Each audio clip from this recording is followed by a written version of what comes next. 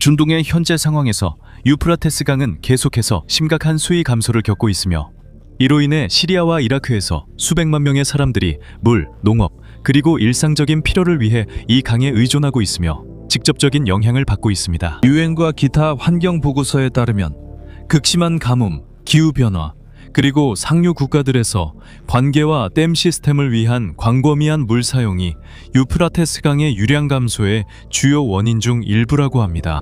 일부 지역에서는 물이 크게 줄어들어 이전에 잠겨있던 강바닥과 오래된 지질 구조물이 드러나고 있습니다. 온라인에서는 강바닥 아래 움직이는 이상한 구멍이나 구조물에 대한 보고와 바이럴 주장이 나오고 있습니다.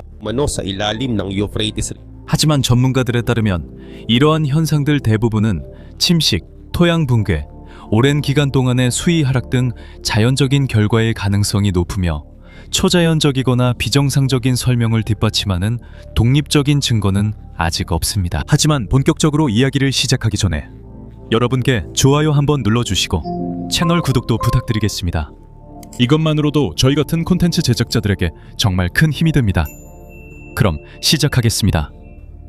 더 넓은 맥락에서 유프라테스 강은 이 지역에서 가장 중요한 수계 중 하나이며 오랫동안 이 강에 의존하는 여러 나라들 사이에서 물 분쟁의 중심이 되어 왔습니다. 계속되는 수위 하락은 단순한 환경 문제가 아니라 지역 전체의 안정성에 영향을 미치는 지정학적 문제이기도 합니다. 유프라테스 강 시스템의 더 깊은 부분으로 들어가면 이 지역의 더 복잡한 모습이 드러납니다. 단순히 강으로서가 아니라 지질학적이고 역사적인 통로로서 수위 하락과 침식으로 인해 점점 드러나는 과거에 숨겨져 있던 지하 지형들이 나타나고 있습니다. 이 지역의 지질학적 및 고고학적 관찰 보고서에 따르면 유프라테스와 같은 강들은 수천 년 동안 자연스럽게 강둑 붕괴, 퇴적물 이동, 동굴 형성 과정을 겪어왔습니다.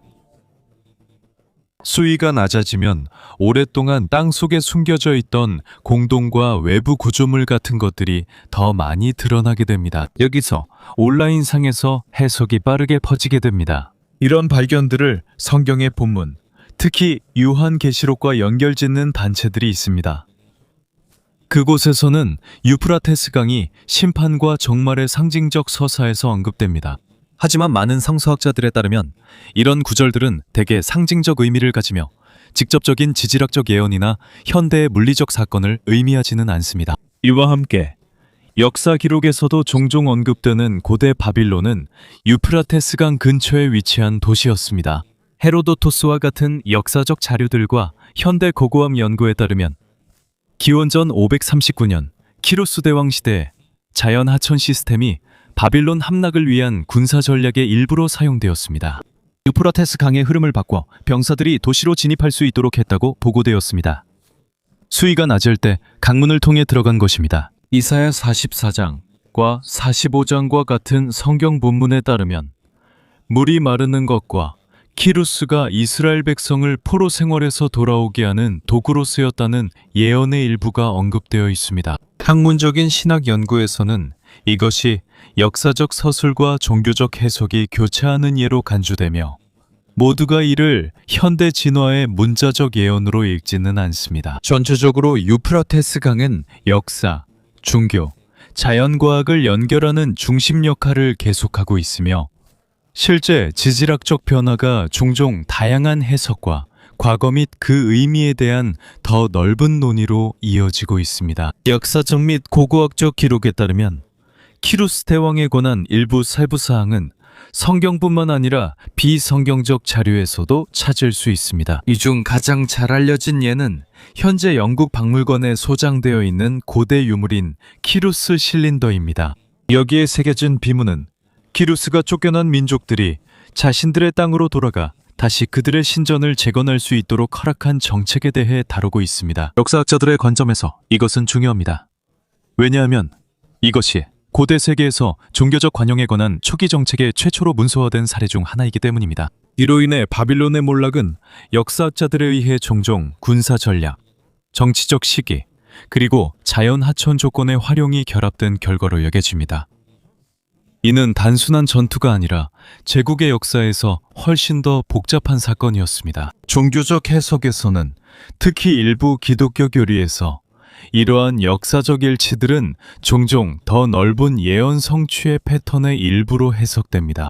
하지만 학문적인 성서학자들에 따르면 역사적 증거와 신학적 해석을 분리하는 것이 사실과 신념에 기반한 해석이 혼합되는 것을 피하기 위해 중요합니다. 이러한 논의가 이어지면서 최근 온라인에서 유프라테스 강 아래에서 거대한 지하 구조물이 발견되었다는 새로운 주장들 때문에 다시 한번 유프라테스 강에 관심이 집중되고 있습니다. 강 시스템을 연구하는 지질학자들과 고고학자들에 따르면 이러한 구조물들은 태적물 붕괴, 지하 침식, 그리고 장기간의 수류 변화와 같은 자연적인 과정의 결과일 수 있으며 특히 오래된 강바닥에서 자주 나타난다고 합니다. 반면에 일부 종교단체에서는 유프라테스 강을 요한계시록의 상징적인 부분과 연관짓는 해석도 있습니다. 특히 유프라테스 강에 묶인 네 천사를 언급합니다. 하지만 많은 신학자들의 관점에서 이런 본문은 그 시대의 문학적 스타일에 뿌리를 둔 종말론적 상징주의로 일반적으로 해석됩니다. 그리고 이것은 문자 그대로의 지질학적 의미나 현대 지질학자의 관점으로 해석되지 않습니다. or modern day prediction. 현재 전문가들의 연구에 따르면 유프라테스에서 발견된 것들이 종말론적 분문과 직접적인 관련이 있다는 독립적인 고고학적 증거는 없습니다. 대부분의 보고서는 여전히 추측에 불과하며 동료 평가를 거친 연구 결과로 뒷받침되지 않았습니다. 많은 성서학자들의 관점에서 이러한 본문들은 종말론적 문학 장르에 속하며 일반적으로 상징적인 이미지를 사용합니다. 고대 공동체의 심판, 세상의 변화, 그리고 도덕적 경고의 개념을 전달하기 위해서입니다. 현재 고고학과 지질학의 지식 수준에서는 유프라테스 강 아래에서 묵시록록 본문과 관련된 밀봉된 방이나 거대한 지하 구조물이 발견되었다는 독립적인 과학적 또는 고고학적 증거도 없습니다. 이러한 주장들은 온라인에 등장할 때 대부분 동료 검토를 거친 검증 과정을 통과하지 않습니다. 그리고 여전히 추측이거나 인터넷에서 해석을 덧붙인 이야기의 일부로 남아 있습니다. 반면에 유프라테스 강 자체는 역사적으로 매우 중요한데 이곳에서 세계에서 가장 오래된 문명들 중 일부가 발생했으며 그 중에는 메소포타미아도 포함되어 있습니다. 고고학 연구에 따르면 이 지역의 도시들은 농업, 운송, 방어 전략을 위해 강 시스템을 활용했습니다. 이로 인해 이 지역에는 많은 고대 구조물과 인간 거주의 흔적들이 발견되는 것이 자연스러운 일입니다. 특히 이라크와 시리아의 강 주변에서 그렇습니다. 하지만 고대 도시와 고고학적 유적의 존재가 현대적인 초자연적 감금이나 종말론적 물리적 구조물에 대한 해석과 동일한 것은 아닙니다. 고고학 분야에서 이러한 지역의 대형 지하 공간은 보통 자연 동굴 시스템, 고대의 수로 또는 그 시대의 실용적인 용도로 만들어진 인공 터널과 연관되어 있습니다. 전문가들의 최종 분석에 따르면 이러한 이야기에서 가장 큰 과제는 경험적 증거와 상징적 해석을 구분하는 것입니다. 유프라테스 강은 계속해서 종교적 의미와 문화적 상상력의 중심이 될 수 있습니다. 하지만 과학적 관점에서는 이러한 주장들이 사실로 간주되기 전에 명확한 고고학적 문서로 뒷받침되어야 합니다. 이런 맥락에서 논의가 더 깊어지는 것은 실제로 새로운 증거 때문이 아니라 역사, 신앙, 그리고 디지털 시대의 현대 정보가 계속 상호작용하기 때문입니다. 고고학과 성서학 전문가들에 따르면 요한계시록과 같은 묵시록적 텍스트는 상징적이고 시적인 언어를 사용하여 심판, 역사적 격변, 그리고 고대 공동체를 위한 영적 경고에 대한 아이디어를 전달하는 장르에 속합니다. 이런 관점에서 이러한 텍스트의 해석은 신학적, 전통적, 그리고 학문적 접근 방식에 따라 달라진다는 점을 기억하는 것이 중요합니다.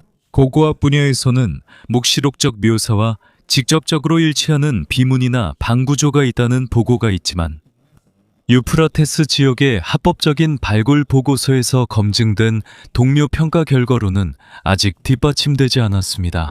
이러한 지역에서 발견되는 지하 공간들은 일반적으로 자연 지질이나 저장소, 급수시설 또는 매정지와 같은 실용적인 용도의 고대 인공 구조물과 연관되어 있습니다. 하지만 종교 공동체의 관점에서는 이러한 유형의 이야기가 종종 오래된 예언을 현대 세계의 맥락에서 다시 해석하는 렌즈가 되곤 합니다. 신학자들에 따르면 이러한 해석은 더 넓은 묵시적 해석 전통의 일부이지만 이것이 곧 예언의 문자적 성취에 대한 물리적 증거로 자동적으로 간주되는 것은 아닙니다. 더 넓은 시각에서 볼 때 유프라테스강 지역은 고대 문명, 지정학, 그리고 환경변화 연구에서 계속해서 중요한 역할을 하고 있습니다. 실제 과학적 담론은 물 부족, 기후 스트레스, 그리고 이것이 시리아와 이라크 인구에 미치는 영향에 초점을 맞추고 있습니다. 이러한 문제들은 유엔과 세계은행과 같은 국제기구에서 명확하게 문서화되어 있습니다. 글로벌 분쟁에 관한 문제에서는 정치학자들과 역사학자들이 현대 시대를 상호 연결된 분쟁이 높은 시기로 보고 있지만 이것이 어떤 특정한 예언의 직접적인 증거로 간주되지는 않습니다. 학문적 분석에서는 분쟁의 가시성이 높아진 것이 대개 글로벌 미디어, 지정학적 복잡성, 그리고 정보 전달의 기술적 가속로 인한 결과로 여겨집니다. 전체적으로 유프라테스와 종말론에 대한 해석들은 종말론적 구절들은 신념 체계, 역사적 연구, 그리고 현대 정보역학의 교차점에 머물러 있으며 그 의미는 각 집단이 사용하는 관점에 따라 달라집니다. 20세기는 역사가들에 의해 현대 전쟁사에서 가장 큰 전환점 중 하나로 자주 간주됩니다. 제1차, 제2차 세계대전은 더 이상 지역 전투에 머물지 않고 여러 대륙으로 확산되었습니다. 수많은 나라들이 참전했고 군인과 민간인 모두에게 엄청난 사상자를 남겼습니다. 역사 기록과 학자들의 추정에 따르면 두 차례의 전쟁에서 사망한 총 인원은 수천만 명에 달합니다. 그리고 이로 인해 여러 제국이 몰락하고 세계 정치 질서가 다시 형성되었습니다. 현대에는 기술이 세계가 갈등을 바라보는 방식을 변화시키고 있습니다. 국제 관찰자들과 미디어 과학자들에 따르면 그렇습니다. 전쟁과 긴장은 더 이상 지역에만 국한되지 않습니다. 인터넷과 실시간 보도를 통해 우크라이나, 중동, 아프리카 및 기타 지역에서 온 뉴스가 전 세계 어디서든 즉시 접근할 수 있게 되었습니다. 이로 인해 전 세계적인 갈등이 더 지속적으로 느껴집니다. 유엔과 다른 감시기관들의 보고에 따르면 새로운 세계 대전은 없지만 내전, 대리전, 테러, 사이버 전쟁, 그리고 전통적인 전장이 아닌 하이브리드 갈등 등 다양한 형태의 분쟁이 증가하고 있습니다. 이런 맥락에서 정보의 확산 속도도 빨라지고 있으며 그 중에는 잘못된 정보나 추측성 보도도 포함되어 있습니다. 이러한 정보들은 실제 현장의 상황이 아직 확인되지 않았음에도 불구하고 때때로 전 세계적인 긴장을 더욱 고조시키기도 합니다. 종교적 해석의 영역에서 일부 학자들과 신자들은 마태복음 24장을 혼란의 양상에 대해 다루는 종말론적 담론으로 보고 있습니다. 또한 인류 역사 속 불확실성도 언급합니다. 하지만 한문적 신학에서는 이것들을 일반적인 도덕적, 역사적 경고로 읽는 경우가 많으며 현대 사건들을 정확한 타임라인으로 보지는 않습니다. 이와 동시에 디모데 후서에서 자주 언급되는 또 다른 본문이 있는데 이 본문은 이른바 말세에 대해 다루며 그 속에서 인간의 행동과 가치관의 변화를 묘사하고 있습니다. 학문적 해석에서는 이러한 서신들이 사회적 상황을 반영한다고 봅니다. 서신이 쓰여졌던 당시의 사회적 상황을 반영하며 다양한 역사적 시기, 특히 현대에도 도덕적 성찰의 자료로 사용될 수 있습니다. 사회학자들과 문화 분석가들은 20세기부터 현재까지 인간의 가치관과 행동의 변화를 자주 주목합니다. 일부 일반적으로 언급되는 변화로는 자기중심적 행동의 증가, 자만심, 감사의 부족, 그리고 가족 내에서의 끈끈한 관계의 약화 등이 있습니다. 일부 사회 연구에 따르면 이러한 새로운 행동들이 완전히 새로운 것은 아니며 디지털 시대의 사회적 행동이 더 넓게 드러나기 때문에 더 많이 인식되고 있을 뿐이라고 합니다. 소셜미디어와 온라인 플랫폼을 통해 개인의 정체성이 더 노출되고 더 꾸며지며 참여도, 좋아요, 그리고 공개적인 인정으로 더 많이 평가받게 되었습니다. 이러한 맥락에서 결정과 정체성의 초점이 공동체보다는 개인에게 더 집중되는 급진적 개인주의라는 개념이 등장하게 되었습니다. 문화 연구에 따르면 이것은 주의와 비교에 대한 지속적인 피드백 루프를 제공하는 현대 디지털 시스템에 의해 더욱 강화되고 있습니다. 이와 동시에 세계 여러 지역에서 가정 구조의 변화를 살펴보는 가족 및 사회 연구자들도 있습니다. 도시화, 이주, 그리고 경제적 압력으로 인해 가족의 형태가 더욱 다양해지고 가정 내 관계에 영향을 미치는 스트레스 요인도 증가하고 있습니다. 디지털 사회 연구 분야에서는 끊임없는 연결성이 미치는 영향도 강조되고 있습니다. 글로벌 보고서에 따르면 스마트폰과 알고리즘 기반 플랫폼은 주의 집중력, 정서적 웰빙, 그리고 사람들의 의견 형성 방식에 큰 영향을 미치고 있습니다. 일부 종교적 및 철학적 해석에서는 자기 중심성, 물질주의, 사회적 분열과 같은 특성들이 과거의 도덕적 가르침과 연결되어 다양한 시대에 인간 행동을 반영하는 것으로 여겨지기도 합니다. 하지만 학문적 관점에서는 이러한 현상들이 예언의 문자적 성취라기보다는 사회적, 경제적, 기술적 변화의 산물로 더 자주 간주됩니다. 전체적으로 현대 시대는 기술, 문화, 인간 행동이 서로 연결되어 있는 시기로 계속해서 분석되고 있습니다. 정보의 속도와 전 세계 연결성으로 그 영향이 더욱 뚜렷해지고 있습니다.